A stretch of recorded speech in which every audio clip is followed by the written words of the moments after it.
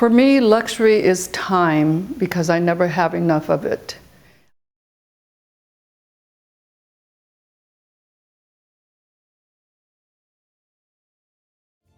The other way I would really define luxury is beauty. And beauty is something that I really surround myself with, and in that way, I feel that I have a very luxurious life. Beauty is what really nurtures me, and it's just really is a regenerative force. So I come from the Taishan region of Guangdong province, which is really the southernmost province in China.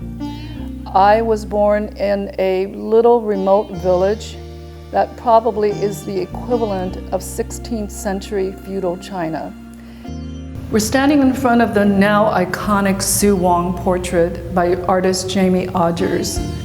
I had this portrait commissioned a few years ago, and it just really turned or morphed into a portrait of me. This ceiling is decoupage, and it has probably 1,000 or more small cherubic angels attached to it.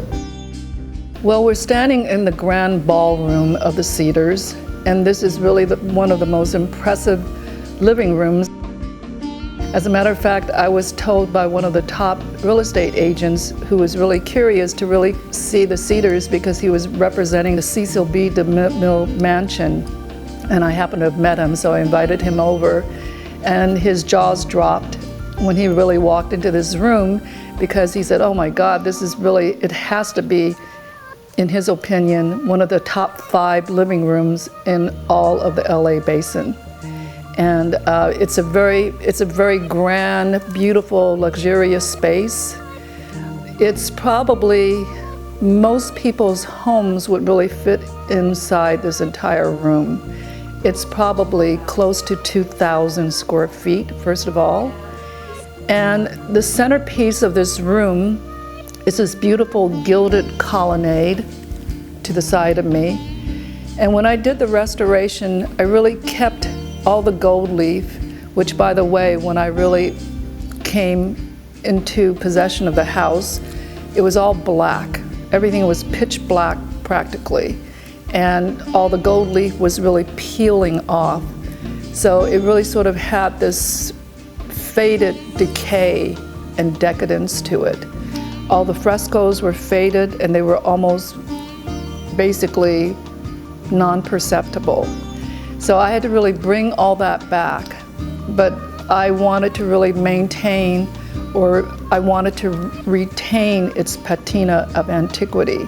So I really kept the gold sort of antiqued, and I really wanted to really stay true and be period appropriate to the 1920s.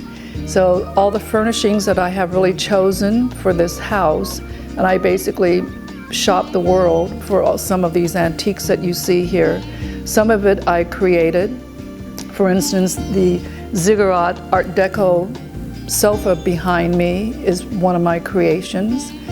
And I just really feel that as an artist or as a designer, I basically can design anything, from jewelry to environments to furniture to garden landscape to shoes to handbags.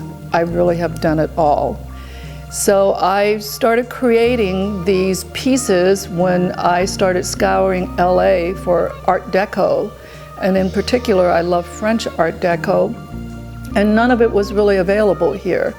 So I created a few pieces, like the sofa that I just really mentioned, and then I decided to go to France. You know, I went to Paris, my favorite glamour city, capital of the world, and there I saw all these really gorgeous, priceless French Art Deco pieces.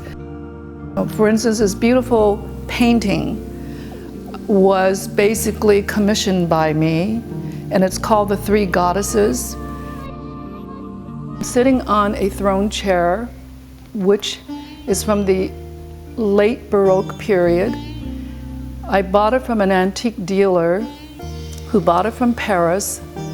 Originally they were from the Habsburg family, but they ended up at a museum in Montreal, and the museum had to divest itself of some of its holdings and to raise money for their coffers, so these were sent to Paris for auction. This is the legendary Jimi Hendrix suite, I call it. It's also called the Moroccan room. And I basically dedicated this entire room to my bohemian past, also because Jimi Hendrix slept here. I did everything in the Moroccan manner long before I went to Morocco for the first time. I designed this room about 8.5 years ago, and I was only in Morocco maybe a little over a year and a half ago. I love the colors here. It's sort of this rich cinnabar.